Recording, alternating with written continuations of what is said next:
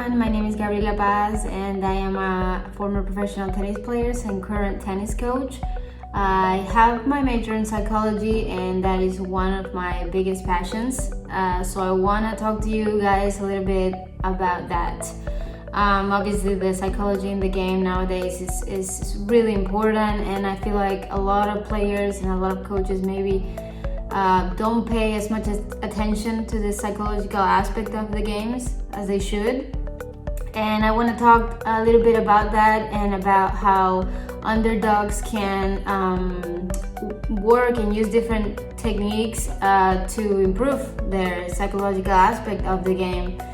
I always got a lot of questions from my career, from my students or from different players or the public on how I was able to compete, deal with the pressure. How did I deal with not believing in myself or not feeling like I could reach a certain level, or not feeling like I could beat somebody who was much better, things like that.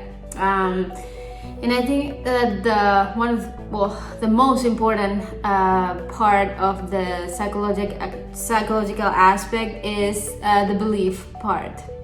If there's no belief in a player, then there's nothing.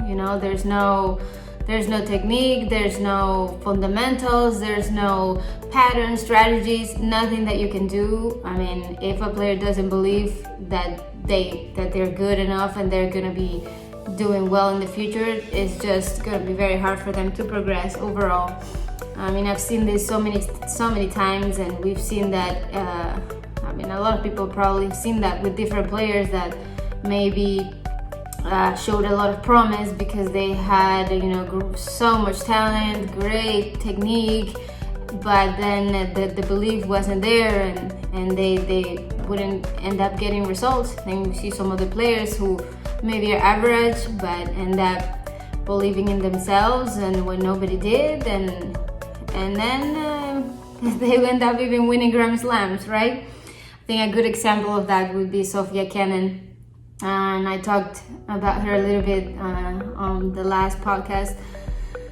She was never one of those players that people would say, oh wow, this girl is really gonna make it. And she believed in herself and had so much determination that at some point she got the confidence she needed to achieve this incredible result, right? And I think the biggest question is like, how do we believe? How do players believe in themselves? What can they do? Because obviously they're trying really hard, and maybe they are telling themselves all the time, yeah, I can do it, and it's just not happening because at the back of their mind they're always thinking that they're not good enough. And I think that one of the best exercises for that would be visualizing. And I think that's something that players are not using enough. Maybe the top players are more, and they're working with a personal psychologist, but a lot of the other players, they are sort of going out there and they're not really visualizing themselves. And this is something that's really, really important. We've had players like Andreescu talked about how her mother helped her a lot with the psychological aspect of her game, that she would every single day do exercises of visualizing herself doing everything right, visualizing herself winning matches, winning tournaments, and this was a constant thing that she was doing. And maybe she didn't get results right away. In fact, I believe that the year before she had her big breakthrough, she probably had one of her worst years of her career. But she kept visualizing, she stayed persistent, she didn't give up, because it's not about visualizing for 1 week, right? It's a constant thing. And then at the back of your mind, slowly you start to sort of have that backup where, you think about it so much, you visualize it so much, you see yourself doing certain things, and then you start believing them at some point because, you're thinking about them all the time, and you're picturing yourself doing all of those things. But it's really it's about persistency. It's not something that's just gonna come very easily. And also it needs time, because some players may start doing a little bit better or faster, or some others may still struggle a little bit more to find that belief. But I think that if you keep doing this visualization exercises and really putting in the effort, okay, before practice, I'm gonna visualize myself having a really good practice. I'm gonna write down everything I'm working on. Right before the tournament, I'm gonna do the same thing. I'm gonna visualize myself beating these players. I'm gonna visualize myself holding the trophy, playing good points, hitting winners, being consistent, being solid, and not getting angry. All of these things, they play a huge role. And the thing about confidence is that it's very tricky, right? It's not about saying I have confidence. It comes with time, and it comes with winning matches, unfortunately. So it's sort of like a muscle memory. If I've had, like, I remember when I was playing and I had maybe 10 matches, 10 tournaments where I just didn't do very well. So I lost a lot of matches. I lost a lot of my confidence. It's not that I didn't have it, but I lost it because I lost so many matches and I kept focusing on the wrong thing. And whenever I would go back out there and play another match, all I kept thinking about was how badly I played the match before and how I wasn't going to be able to do it. I had fear, I had doubts, and all of that, all of those feelings end up projecting a really bad result. So the only way to get out of it is to really be consistent, to keep visualizing the positive things. And honestly, it's crazy with confidence, because you can be having terrible matches and all of a sudden you have that one good match where you play really well, and then that's it. You play 10 more matches really well, and you keep building up on that, right? Because you have that one good match, you go out there, you play the next match, and you're already like, wow, I played great my last match, so I probably will play well again. So that's really what it is about, building that muscle memory and knowing that not all the time you're gonna have that confidence at the highest point. We've seen the top players have some up and downs, but I think that it's also about how bad you're taking those losses, how bad is it affecting your confidence when you're losing. Because we have players like Djokovic, Nadal, Federer, Serena Williams, that they're probably the most consistent players that we see out there. And we have seen them lose bad matches. We have seen them lose maybe in a first round of a Grand Slam, or we have seen them get super nervous and tight in a final and just not play well. But I think at the end of the day, you see them get back out there the next tournament and perform extremely well. And that is the big difference between them and the youngsters that are coming up, that are still struggling to find those consistent results. How bad are you taking the losses? Is it affecting you so badly that you keep thinking and replaying that match over and over in your head?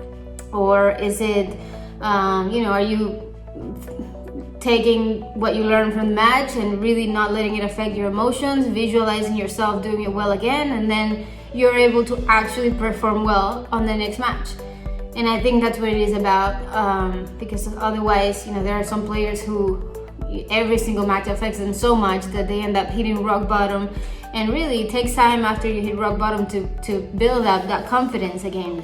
It takes time, because like I said, it's a muscle memory, so it's not an easy thing. So I think that is definitely important that players pay much attention to this part of the game, to visualizing. It's just too important. It's sort of like, okay, yeah, like I'm gonna visualize it. It's not that important. I'm gonna play well anyways, or it's not gonna make that much of a difference.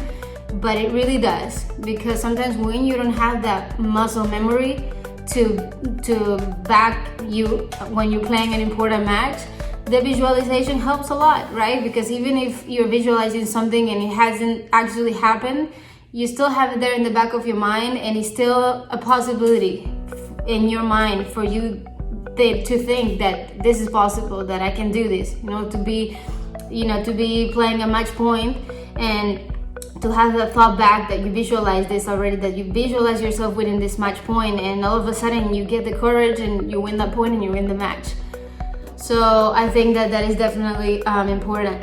And the second aspect I wanted to talk about was that, I mean, obviously players nowadays are having so many options, so many possibilities, so many training facilities, so many different coaches, or they decide whatever they want to do. There's just, everything is really easy nowadays, and I think that it's too easy to take everything for granted, right? To sort of think that it's normal because I'm tired, that the coach is gonna carry my back and he's gonna do everything for me, and I need to have the absolute best room in the hotel, or I need to train in the absolute best court with the best balls.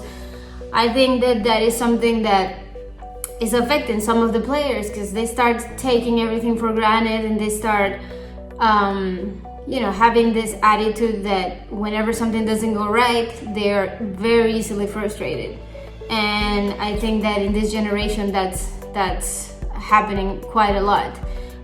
When we have somebody who has trained in all different surfaces, they have really trained in courts that were cracked, and then coming from somewhere where they didn't have any possibilities, then we see them really appreciate things and appreciate, okay, they're playing in a much better court, but it really doesn't matter for them if they train in the better court or the worst court, or maybe the balls aren't perfect, so this makes them mentally stronger, not having to have everything perfect for them all the time. And being mentally strong this way is too important to play tennis, because the reality of it is that when you play in the match, it's not easy. It's not easy. Nothing is perfect. There's wind. The courts are a little faster in that tournament. You have the crowd cheering for the opponent. They're being annoying. You have a bad line call. There are so many things you need to deal with. And if you get used to having everything so easy and so perfect and however you want it day after day, I think that you start becoming a little bit mentally weak. And when you're having this tough moments in matches, you don't react to them well, because you're not used to it. When you're used to having to deal with so many adversities constantly, then you deal with them better whenever something difficult comes your way. So I think it's important for players to not take things for granted, and to be okay when things are not perfect, and to almost challenge themselves a little bit, and not being so demanding of wherever they want and however they want it, sort of sucking it in sometimes and doing whatever the coach said, or whatever the tournament is giving them at that moment. If it's not the grandstand court, maybe it's the court 8, but that's okay, right? I think that's really important. And I mean, lastly, I think that, this is a little bit more of the same thing, but players need to keep their training challenging, right? Because when you get to that level, and you've sort of already achieved a certain amount of points, that you think you're okay. I already sort of made it, and I just have to maintain my tennis and try to do my best, but it's just not enough.